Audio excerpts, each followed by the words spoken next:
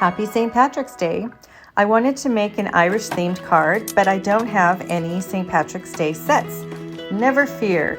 Country Floral Lane Suite and the Enjoy the Journey Suite collection will help us out. I'll be using the Enjoy the Journey Designer Series paper, the Country Bouquet set, as well as the Country Bouquet Punch. The Good Luck Sentiment stamp comes from the Art Gallery set. This is Lisa Goodell's Stampin' Up! Demonstrator, and I hope you like how I came up with 2 sizes of shamrocks for today's card, using the Heart Punch and Heart stamps. I'm not going to keep talking, but if you have any questions, please leave a comment and I will answer it. And also check out the description for links and measurements and a supply list. Finally, please like, comment, and subscribe to my channel. I really appreciate all the feedback I've been getting. Thanks for watching.